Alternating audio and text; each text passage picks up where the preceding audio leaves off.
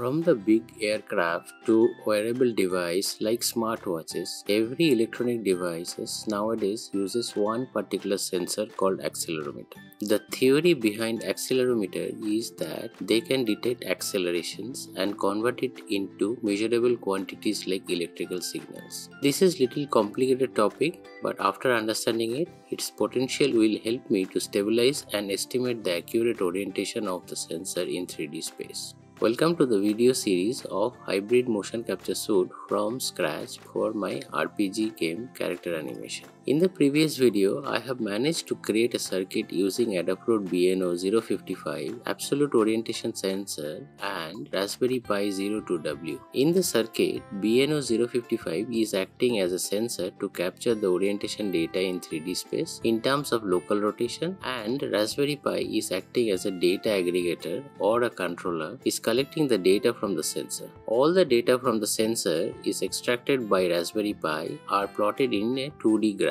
to validate the accuracy in real time. The data, after plotting it, I have found it is not exactly what I was expecting, and hence the need to understanding the details of accelerometer comes to play. Therefore, my today's topic is what is accelerometer and how does it work. If you have not watched the previous video, please check the description below. You can also visit to my Patreon site to read the complete paper and the source code. My motion capture solution is based on inertial motion capture solution to record character or actor's gesture. So at first what we will do is we will evaluate the absolute orientation of the sensor which is placed on human body, and then retarget the outcome of the sensor to unreal human rigid body, which will then animate as like an human way. On building the solution, I am constantly reviewing and applying new learnings. I don't make an announcement at every step, but I do and will apply any improvement to derive efficiencies, and hence this development is broken down in multiple videos under Mocap building playlist at YouTube. Complete design and source code will be shared with you in my Patreon site. So without any further delay, let's dive into it now. If you are new to this channel, please consider to give a like and subscribe. That makes a lot to me.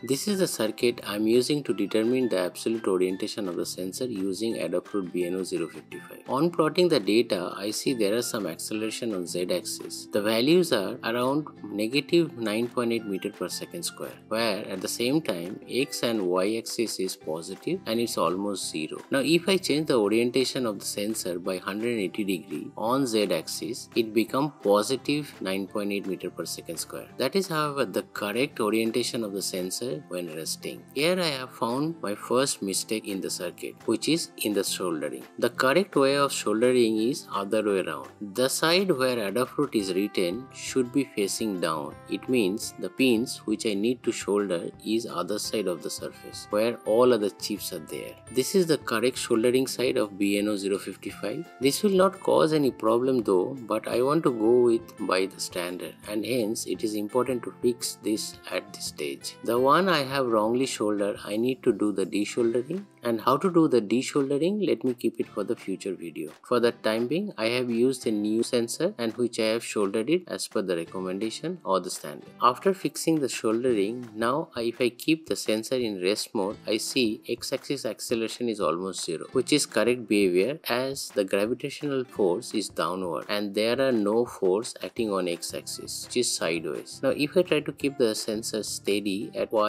and z axis and apply the force on x axis to move the sensor sidewise, I see there is some noise, sometimes like a sine curve. When I stop applying the force, x-axis acceleration slowly become to 0. This is not an usual behavior of the sensor orientation, as there is no change in x-axis rotation. To filter out such noise from the accelerometer, it is important to learn how it works, and hence this video is made.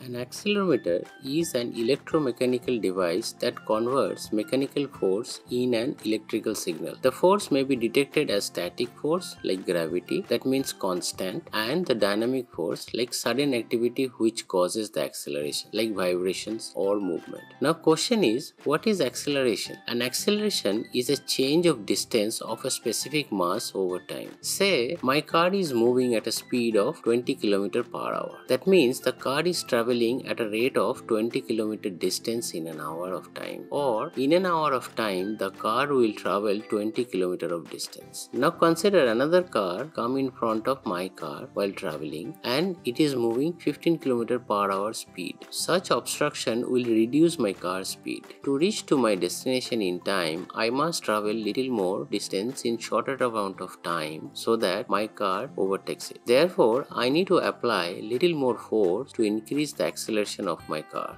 Newton's first law states that if a body is at rest or moving at a constant speed in a straight line, it will remain at rest or keep moving in a straight line at constant speed unless it is acted upon by a force. Another way, say the car is moving at a constant speed of 20 km per hour. What might cause the car to slow down? Friction is another aspect of a force causing deceleration. Pebbles on the road or speed breaker or turning roads will also cause a force to apply on different direction that will reduce the speed. To keep the constant speed through the obstacle, more force to be applied. It means the reduction of the acceleration due to the obstacles needs to be adjusted so that the car keeps its momentum. And here comes Newton's second law of motion, which states that the force F, let's say, acting on a body is equal to the mass m of a body multiplied by the acceleration a of its center of the mass. The equation is F is equal to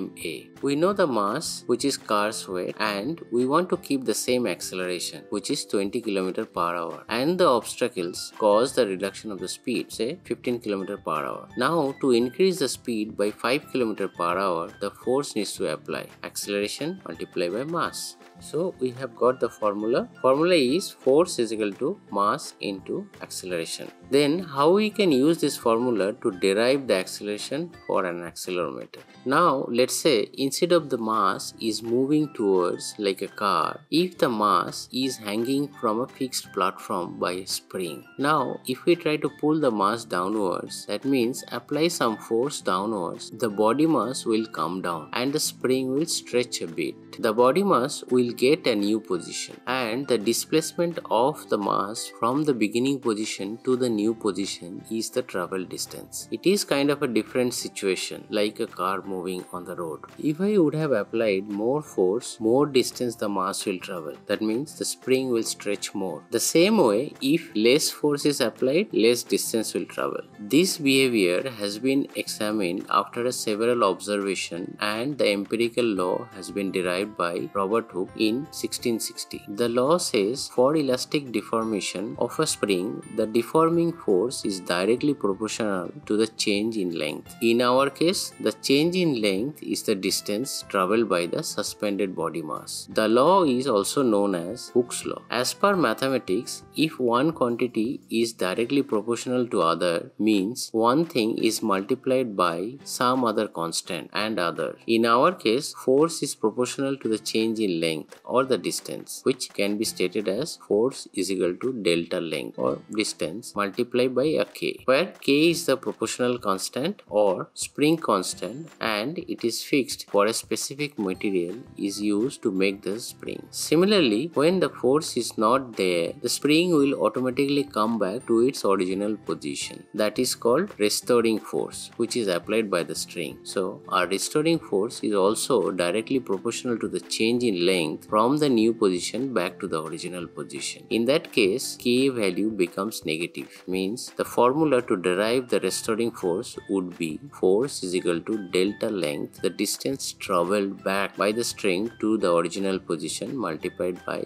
minus k. From Newton's law, we have learned force is equal to mass multiplied by accelerations. And from Hooke's law, we have learned force is equal to proportional constant or spring constant into the change in spring length or distance the mass has been traveled. We can call it delta L. Fusing these two formula will give me mass multiplied by acceleration is equal to proportional constant or spring constants multiplied by delta L, which is change in spring length or the distance the mass has been traveled. Our goal is to derive the acceleration. That means acceleration is equal to k, which is the spring constant, multiplied by delta L, which is the spring length, or the mass has been traveled, divided by the mass, which is the weight of that body. At this moment, we know both k, which is spring constant, and the mass, the weight of the body, is constant, and it is known to us. So we know k and m. We don't know the distance the mass has been traveled, or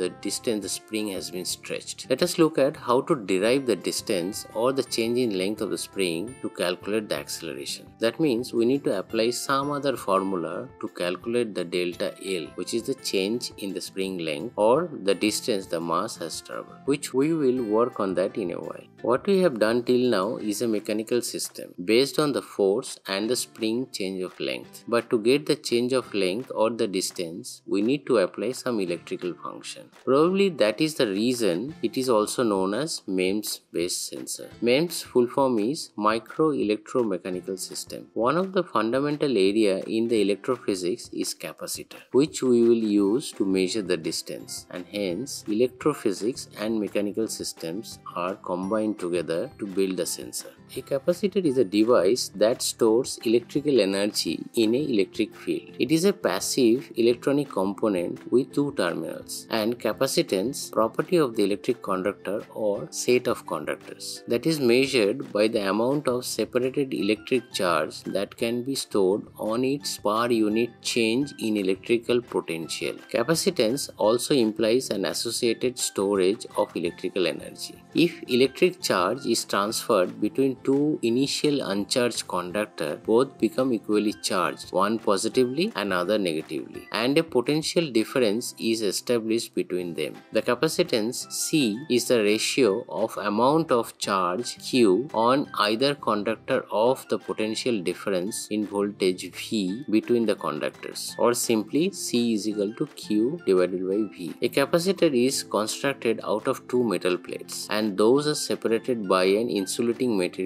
called dielectric. These plates are conductive and usually made of aluminum, tantalum, silver, and so on, which are used to pass currents, where the dielectric are non-conductive, usually made of paper, glass, ceramic, which cannot pass current or anything which obstructs the flow of current. Now let's look at how capacitor works. We have two parallel plates, both have equal amount of positive and negative charge particles. That means both are electrically neutral. If we connect a battery as a power source to the metal plate of the capacitor, the current will try to flow. That means the electrons will start moving from negative side of the battery to the positive side. Because of the dielectric material between the plates, electron will not be able to pass through and will start accumulating at the negative side of the battery. After some time, when certain number of electrons are passed through the plates, battery will have an insufficient energy to push more electrons into the plates because of the repulsion of the electrons which are already there. That means the capacitor is fully charged. At this point, the negative side of the battery will have net negative charge and other side will have equal net positive charge. In between the plates, there will be an electric field. At this point, if we remove the battery, capacitor will hold the charge for a long time, acting as an energy storage. When the capacitor is fully charged, the voltage would be the same like the battery. That means if the battery is 9 volt, then the capacitor will be holding 9 volt when fully charged. Now if we remove the battery and add a LED to short the capacitor by two ends, then the current will start flowing. The accumulated electrons will start moving to the other plate until the both plates become electrically neutral. At this point, we will observe the LED will be glowing bright to start with initially and then slowly dimming it off. This is the basic principle of a capacitor. The measurement of the capacitor is charge divided by voltage, which we call capacitance. The capacitance, normally the measurement of the capacitor, which is also directly proportional to the overlapping surface area and the distance between the plates. Please note the word I used, overlapping. The formula is C, which is the capacitance, proportional to overlapping surface area, say A, divided by D, which is the distance between the plates. Same as before, as per mathematics, if one quantity is directly proportional to other, means one thing is multiplied by some constant and other. So let's say the constant here is epsilon. Then the formula would be C is equal to epsilon is the constant multiplied by overlapping area divided by D, the distance between the plates. The measurement unit of the capacitance is farad. The constant epsilon is absolutely primitive of the dielectric. That means smaller the distance, greater the capacitance. Similarly, greater the area, lower the capacitance. Now, if we pull one side of the capacitor or one plate of the capacitor horizontally and measure the capacitance using the formula charge by voltage, then we can calculate the distance between the plates using the formula capacitance is equal to epsilon multiplied by A divided by D. Similarly, if we pull one capacitor plate vertically, then we can still calculate the distance as the overlapping area between the plates will reduce and the capacitance will be reduced. So for the time being, let's consider one plate of the capacitor is fixed and another plate is attached to a spring. To understand that, let's look at a simple dissected accelerometer structure. Here we have got a fixed mass, or we can say the weight of the body is known to us. Both sides of the mass has some smaller rod or plates placed equally distant. The total weight of the mass includes all the plates attached. Now let's add two springs at the far east and west of the mass. Let me now encapsulate the mass within a fixed plate, both north and south side, in a pink color. If we apply force in one direction, then the spring at that end will stretch and other side of the spring will shrink. This nature is called deformation or spring deformation, and the force applied to deform the spring is called deforming force. Due to the deforming force towards the right, the mass will shift to the left. If we could calculate the mass position shift or the travel distance, then we will be able to evaluate the acceleration. To calculate the distance, let us first identify and measure the overlapping area. Then we will measure the capacitance between the two plates or the capacitor. Capacitance will tell us the distance by using the formula, which is C is equal to epsilon A by D. Let's call this capacitor C1. If we observe closely, there is another fixed plate on the other side, which is also creating a capacitor with the suspended mass where the overlapping area is same. Let's calculate the capacitance of that area and call it C2. This will also give other side distance. Because of distance loss on left side, C1 capacitance will increase, and due to the distance gain on right side, C2 capacitance will decrease. In short, loss of capacitance at one side will add up to other side theoretically. Now mathematically we can evaluate the delta distance between the old position and new position, either by subtracting the distance or keeping the old distance in the memory. At this point, if we apply both Hooke's law and Newton's law, we can get the acceleration, which caused the suspended mass shift because of the deformation force. From Newton's law, we have learned force is equal to mass multiplied by acceleration, and Hooke's law we have learned deforming force is equal to spring constant K multiplied by delta L, which is the change in spring length or the distance the mass has traveled. Using these two formula, we got acceleration is equal to K, the spring constant, multiplied by the delta L, which is the change in spring length, divided by the mass, which is the weight. The delta L, the distance, will give the direction of the acceleration as well.